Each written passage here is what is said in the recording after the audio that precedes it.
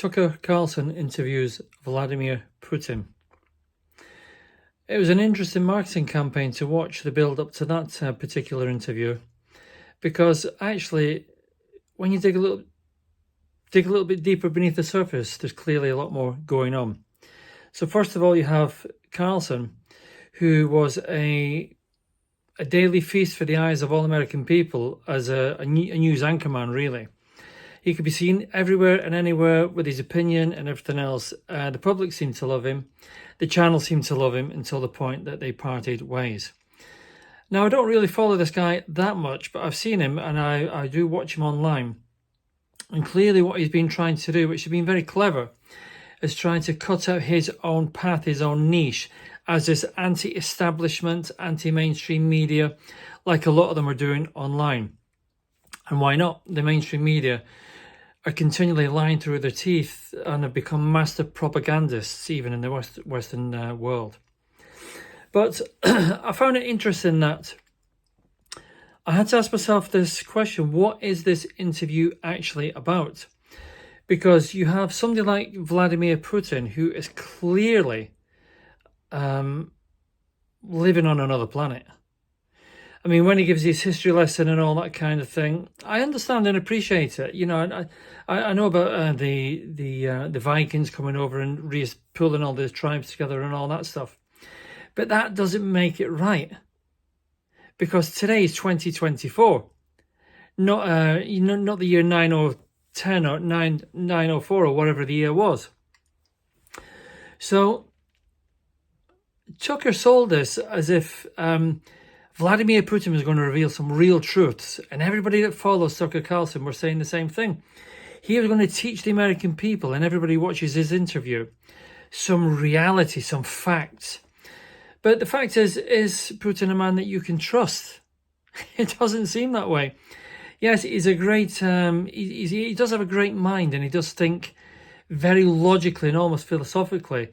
But when it comes to lacking in humanity, he must be right there at the top of the charts. So really, why was Tucker Carlson doing this?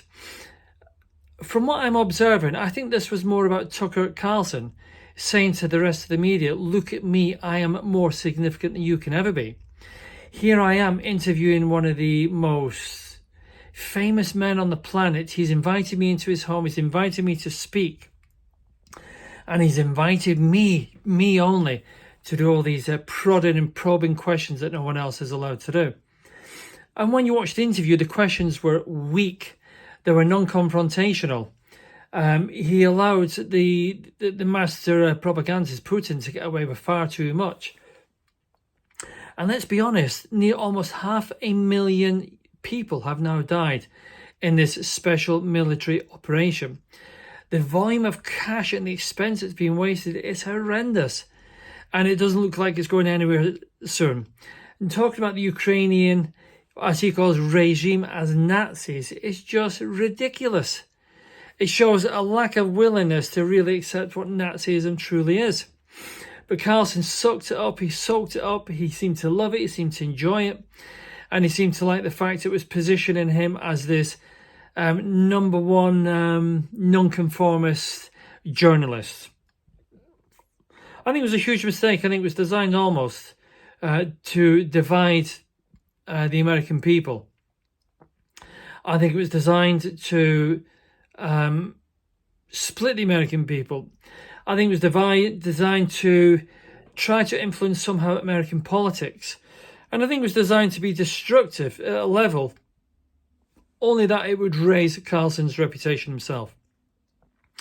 I think it was a terrible interview. I think it was a huge mistake.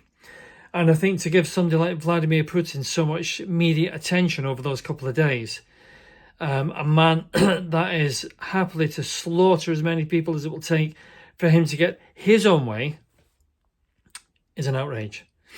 So Tucker Carlson, I think he made a huge mistake. He definitely went down in my estimation, but it doesn't really matter what I think. I think you created more division and more hate and more of lots of things that just simply was not based on fact and reality.